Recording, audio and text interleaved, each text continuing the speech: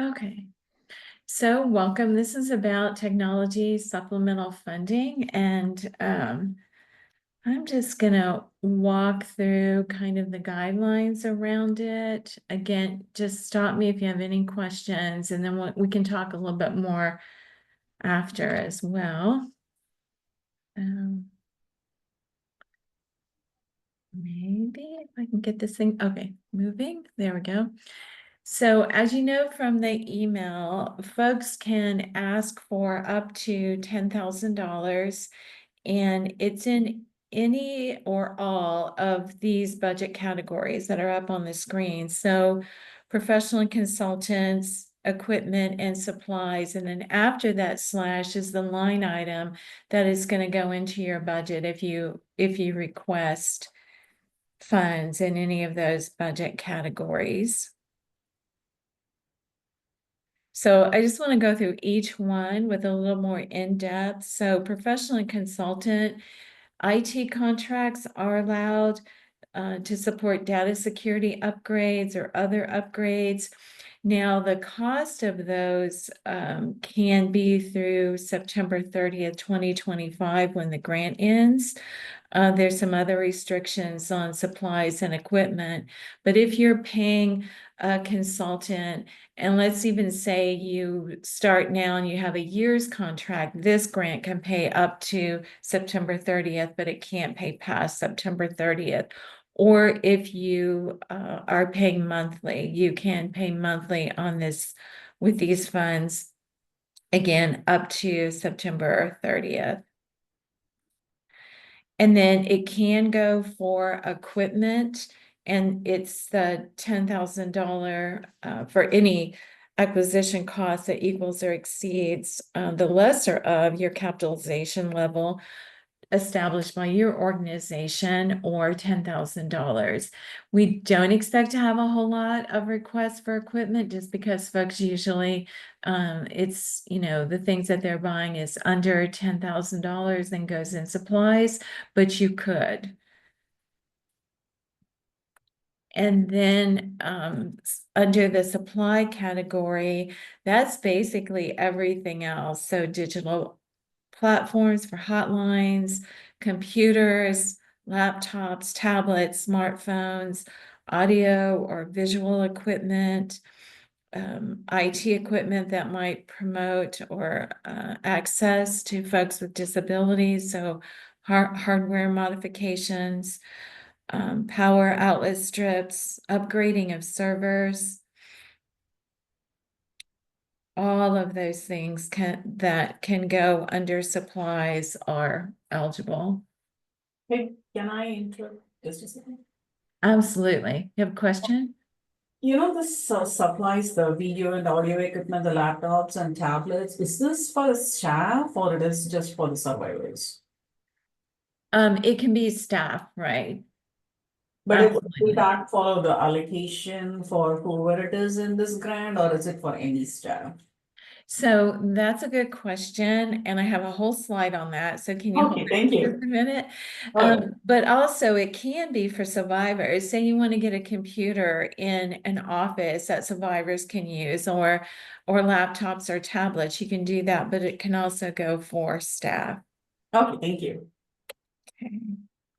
So here's the funding availability timeline. So if you're going to purchase equipment and supplies, they have to be purchased between April 1st and May 31st. If you're going to do professional consultant, that's where you have the ongoing contract, then you can cover services between April 1st and September 30th. Okay. So before you begin, we just ask that you review your technology needs, request only the funds that you think you can reasonably expect to spend in that time frame. And then we cannot provide advance funds for these purchases. So take in account cash flow. We know it's a very short window if you're going to purchase things. And so a little bit at the process, as request comes in, we're going to be reviewing them. Once approved, we'll issue you a contract amendment. They'll be added to your budget in the budget category that the line item that you request. If your organization has 2 grants, then we're gonna determine which grant to put the funds, which grant on which the funds will be added. So normally if you have an enhanced remote services grant, it's gonna go on that one. But I think if you just have 1 grant, of course, it's gonna go on your existing grant. We expect to have approvals and contract amendments out by March 31st. And then this is a little different, but once that contract amendment is signed by both you and TASA, then you're free to make the purchases that have been approved. You don't have to wait until you see that budget in Salesforce change, because we're going to be adding those funds to Salesforce before your first RFR is due.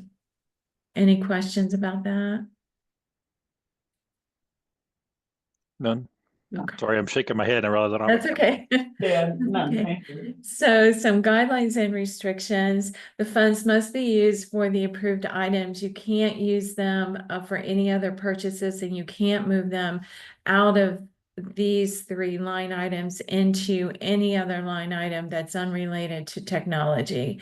But once awarded, you can move the money between those 3 line items if you need to.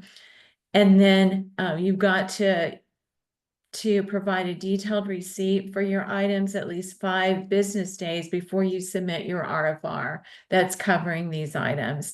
And if you're using funds for professional consultant, then you need to send in the contract with your vendor 5 days to submitting your first RFR for those costs. And will those, and you may list this process later, but will we like email those to you, or will that somehow be put in through the portal? It'll be you'll do it through the secure box. And Okay, it's in that email, the link to that secure gotcha. box is in Oh, the yeah, original sorry. email. Yeah, you'll send them there.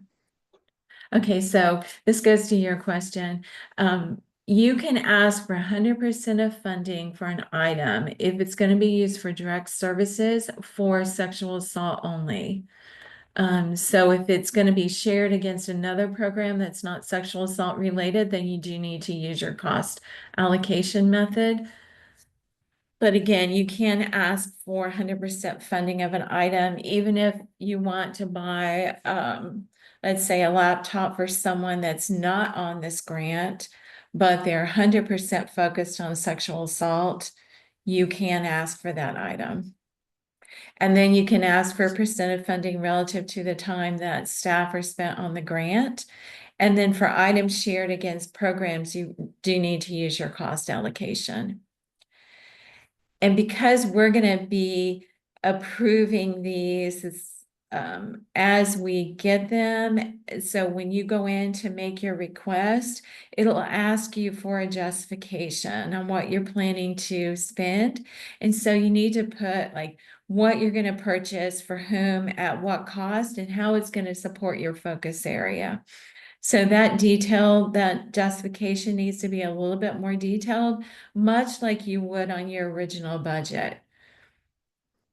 And then apply by March 24th and using that link that's in your email. And so when you hit that link, it'll go to a form assembly, a form, much like you did for unspent funds. And so you'll fill it out. It'll ask you how much you want overall and how much you want for each of those line items, and then a justification for each line item. And then that's what we're going to be using to review it and approve it, and then send out your contract amendments. And that's pretty much it in a nutshell. So do you guys have any questions at all? Will you send this presentation out? I guess it's mostly pretty much what was in the email, but just Yeah, in case. yes. And actually, since we're recording it, I'll send out a link to the recording as well. Oh, that's true. Thank you. Yeah. And then one thing to remember about technology funds, let's say you purchase something that's going to benefit all of your sexual assault program. It's going to enhance your ability to say, let's do, say, remote services. When you go to report on your activity report, it does tell you that to report services that you provide to survivors from folks on this grant or that benefit from your technology. So it's going to change your reporting a little bit if you purchase things that are broader than for folks on this grant. Does that make sense? Yeah. Okay. Any other questions? Do you have any? Not for me. Oh, go ahead, please, sorry. Oh, go ahead. Sorry. Now, do you have any example of technological advancement? I see this hotline. I'm trying to relate it to the equipments that can go for SA survivors. Have you received any requests with particular items? Do you mean for survivors? Yes, I'm just trying to see, like, if I'm gonna use this exclusively for the survivors, I see the laptops are easy to watch and like hotline and all those things. Are there any other specific items have you seen that's approved by you? Mostly we've seen like tablets so that folks can take out in the field and maybe do like intakes in the field or actually give it to survivors so that they can link up to counselors remotely. That's what mostly that we've seen. Yeah. And also, Um, it has to be total 10,000 or it can be anything between 10,000 or like. It can be anything up to 10,000. Oh, that's great. Okay, thank you. Yes, yeah, you can ask for any amount up to 10,000. And software cannot be purchased on this grant. I did forget to tell you that. But if you're purchasing computers and the software is already installed, then you can purchase that. But outside, just like purchasing a contract for a software is not part of these funds.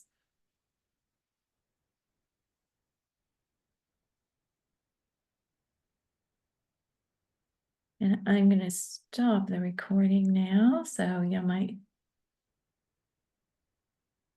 hear something saying it's stopping, but okay.